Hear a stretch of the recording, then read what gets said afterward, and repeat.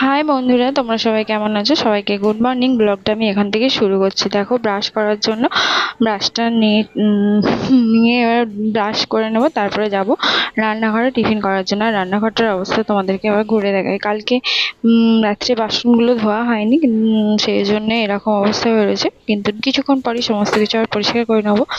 আর সকালবেলা বাবা অনেক সকালে মাছ নিয়ে এসেছে, আর মুড়ির তরকারি করব বলে আগেই ভাবছিলাম যে আলুটা কেটে নিই, তারপর হলো না, আগে ব্রাশ ট্রাশ করে পরিষ্কার হয়ে যায়, তারপরে মুড়ি তরকারি করব। বিছানাটা গুছিয়েছি, আর মামা আর মেঝেতে মামা বইগুলো এরম ফেলে রেখেছে, ওগুলো গুছিয়ে ভালোভাবে ঘরগুলো পরিষ্কার করে নেব। আর সকালবেলা তোমাদেরকে আমার কাতুকে দেখিয়ে দিচ্ছি। আর মাম্মাম এখানে মনে হয় ছবি আঁকছিল, মেঝেতে বইপত্র ছড়িয়ে দিয়ে এসে টেবিলে বসে বসে ছবি আঁকছে।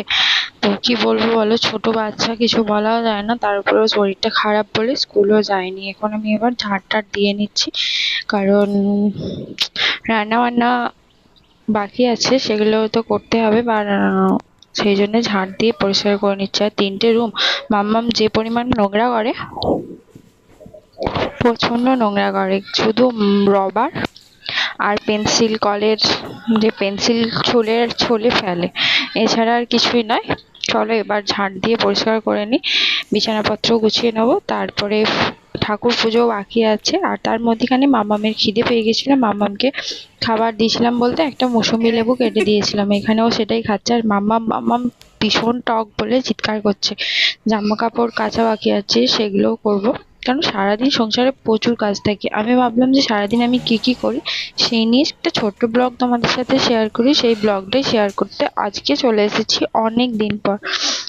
আর দেখতেই পাচ্ছ আমার ছোটোখাটো রান্নাঘর, এখানে রান্না বান্না কমপ্লিট হয়ে গেছে। বাইরেটাও তোমাদেরকে দেখিয়ে দিয়েছি, কারণ আজকে কোনো রকম বৃষ্টি হয়নি, বাইরের ওয়েদারটা ভীষণই সুন্দর। আর এখানে আমিও চান করে চলে এসেছি ছাদে ফুল আনতে যাওয়ার জন্য। যে ছাদে গিয়ে দেখি মামা রোদের মধ্যে মামামের সাইকেলটা রেখে দিয়েছে।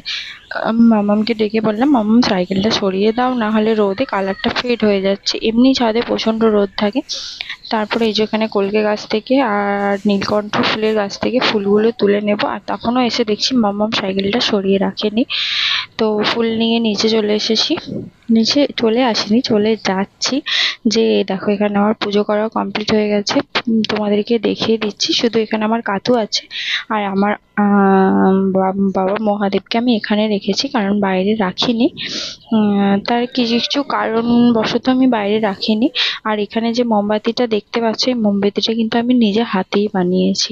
আর আজকে দেখবে তোমাদেরকে সুন্দর কিছু জিনিস দেখাই। আমার জানলার গাছগুলো দেখো কি সুন্দর হয়ে গেছে, আর বর্ষার জল পেয়ে তো আরো সবুজে সবুজ হয়ে গেছে, ভীষণই সুন্দর লাগছে। আর মানি প্ল্যান্টটা একটু নষ্ট হয়ে যাচ্ছে, ওটা একটু কাটিং করলেই ঠিক হয়ে যাবে। তো তবুও অনেক সুন্দর। তারপরে তোমাদেরকে দেখাই, শোনো, আমার ঘরের যেদিকে দেখবে সেদিকে শুধু পুতুল আর পুতুল। এখানে একটা পুতুল, তারপরে মামামের বইপত্র, খেলনা, অনেক কিছু। আর এখানে দেখো এই কার্ডবোর্ডটা আমি কিনেছিলাম, কার্ডবোর্ডের প্রাইস নিয়েছিল প্রায় 150 টাকার মতন, কিন্তু কার্ডবোর্ডটা আমি যখনই দেয়ালে লাগাতে চাই, দেয়াল থেকে তখনই এটা খুলে পড়ে যায়। সেই জন্য মামামের পাপা বললো এখন খুলে রাখো, আমি কি নতুন ধরনের কিছু হয়তো সেলোপিন পাওয়া যায়, সেটা দিয়ে আটকাবো। তারপরে দেখাই, দেখো আলমারির সামনেও একটা পুতুল, শোকেসেতেও পুতুল, আলমারির ওপরে পুতুল, চারিদিকে পুতুলে পুতুল, কারণ আমার পুতুল শুধু এই পুতুল নিয়েই খেলা করে। তো তারপরে দুপুরবেলা খাবার দাবার নিয়ে চলে এসেছি। আজকে ভাতগুলো বাড়িয়ে নিয়ে আসিনি, কারণ ছোট তো রান্নাঘরটা একটু প্রবলেম হয়, সেই জন্য মেজে সব নিয়ে চলে এসেছি। আমরা 3জনে মিলে একসাথে বসে খাবো। হয়েছে ডিমের কারি, চিংড়ি মাছের সর্ষে দিয়ে ঝাল, আর শুশনি শাক ভাজা, চিকেন কষা, পেঁয়াজ আর আলু সিদ্ধ। তো খেয়ে নিই, এটাই বলছিলাম। তারপরে বিকালবেলা একটু বাইরে ঘুরতে বেরিয়েছিলাম, দেখো জায়গাটা অসাধারণ সুন্দর। কোথায় গিয়েছিলাম পরে তোমাদের সাথে শেয়ার করবো। আজকের মতো ব্লগ ভিডিওটা এখানেই শেষ করলাম। বাই, টাটা, আবার দেখা করতে ভিডিওর সাথে।